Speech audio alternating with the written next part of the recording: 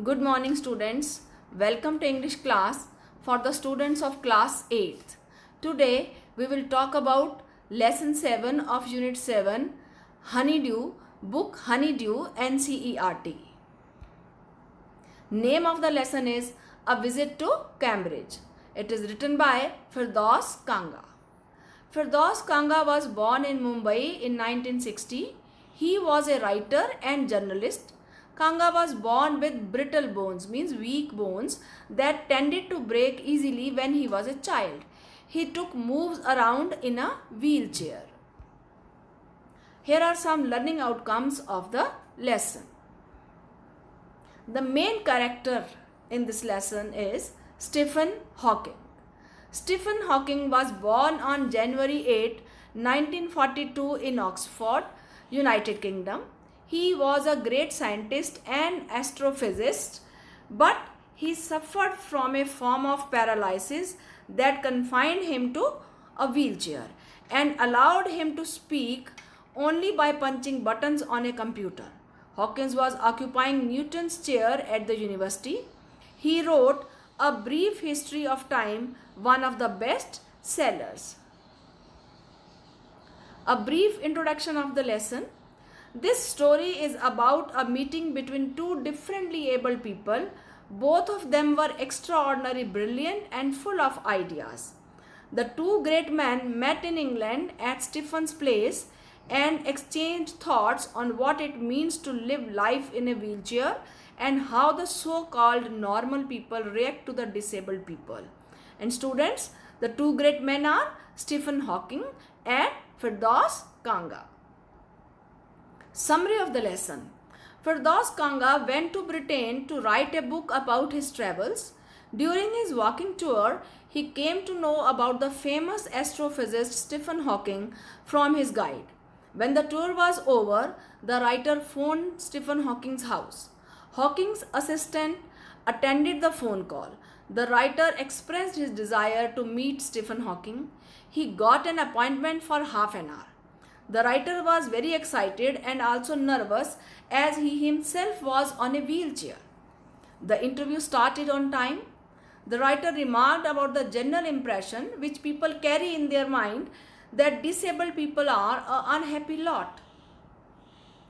Hawking, being practical, replied that it was an amusing attitude. The writer further asked Hawking whether he felt annoyed when people like him disturbed him. Hawking smiled after flashing yes to his question. Hawking replied in negative regarding his opinion about the best thing about being disabled. In Hawking's opinion, the differently abled people should concentrate on what they are capable of rather than wasting time on trying the things which are beyond their reach. Hawking offered a cup of tea to the writer and took him on a tour to his garden.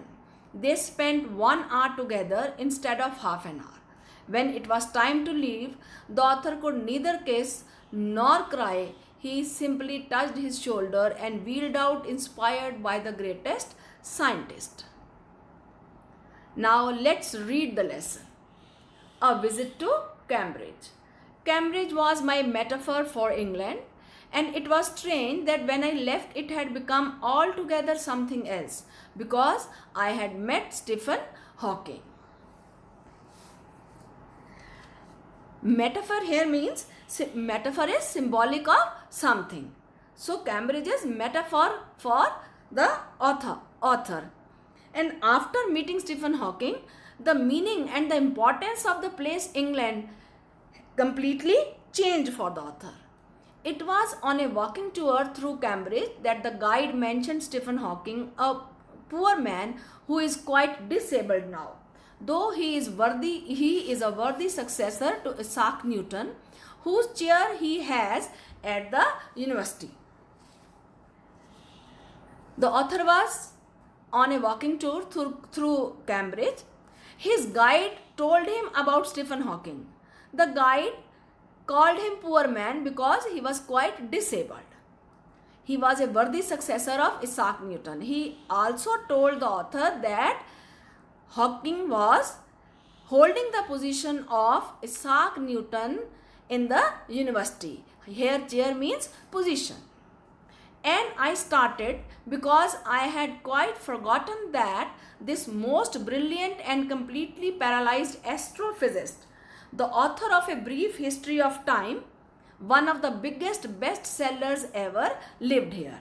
The author had completely forgotten about Stephen Hawking, the most brilliant and excellent, efficient astrophysicist, who was an author of A Brief History of Time, the book which was one of the biggest bestseller ever, lived in Cambridge. The author has forgotten about that.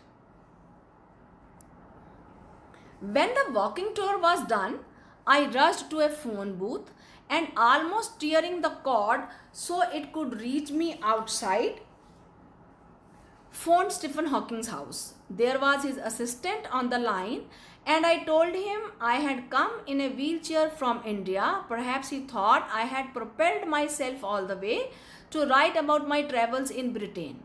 I had to see Professor Hawking. Even 10 minutes would do. Half an hour, he said, from 3:30 to 4.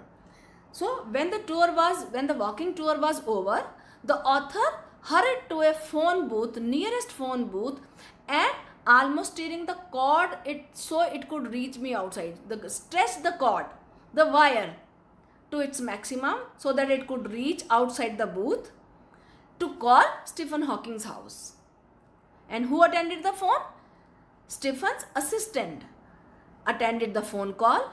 The author told him that he had come in a wheelchair from India to write about his travel experiences in Britain.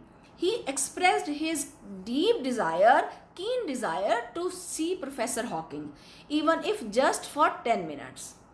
The assistant gave him an appointment for half an hour, and the time was from 3:30 to 4 the next day. And suddenly I felt weak all over. Growing up disabled, you get fed up with people asking you to be brave, as if you have a courage account on which you are too lazy to draw a check. The only thing that makes you stronger is seeing somebody like you achieving something huge. Then you know how much is possible, and you reach out further than you ever thought you could. The author was feeling weak at that moment. Why? Because the common people, the normal people, keep asking you to be brave and courageous as if it is very easy, whereas it is not like that. The one who is disabled becomes stronger or gets courage only when one sees somebody like him who has achieved something huge. Only that thing gives you a hope and possibility which makes you go beyond your limits, which makes you realize your capabilities. I haven't been brave, said his disembodied computer voice. The next afternoon I have had no choice. Hawkins told him that he had not been brave. He had no choice. Surely, I wanted to say living creatively with the reality of his disintegrating body was a choice. But I kept quiet because I felt guilty every time I spoke to him, forcing him to respond. There he was, tapping at the little switch in his hand, trying to find the words on his computer with the only bit of movement left to him, his long, pale fingers. Every so often, his eyes would shut in frustrated exhaustion, and sitting opposite him, I could feel his anguish, the mind buoyant with thoughts that came out in frozen phrases and sentences stiff as corpses.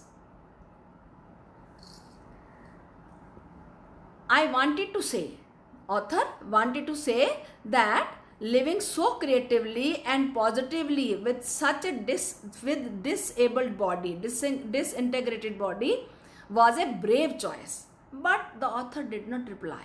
He kept quiet. He was feeling guilty because whenever he talked to Hawkins had to put in hard efforts to respond him. he was getting tired. The author was feeling guilty as Hawking, it was very hard for him to respond with his only movement of his pale fingers.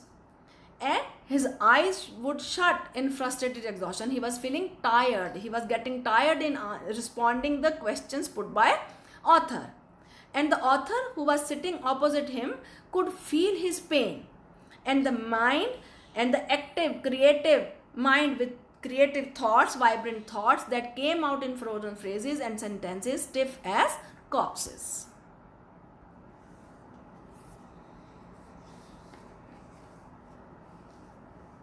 The key words are metaphor, a thing regarded as symbolic of something. Astrophysicist, branch of physics dealing with stars, planets, etc. Assistant, a person who helps in a particular work. Successor, inheritor. Paralyzed, disabled, or a person or part of body partially or wholly incapable of movement. Disembodied means bodiless, of a sound lacking any obvious physical source. Disintegrating, breaking up into small parts as the result of impact. Frustrated, prevent from doing or achieving something. Exhaustion, a state of extreme physical or mental tiredness. Anguish, be extremely distressed about something. Buoyant, intensely active. Stiff, one not easily bent or changed in shape. Rigid, sphere or strong. Corpses, a dead body, especially of a human being rather than an animal. Here is a small exercise for you for better understanding. Thank you, students and my dear friends. Have a good day.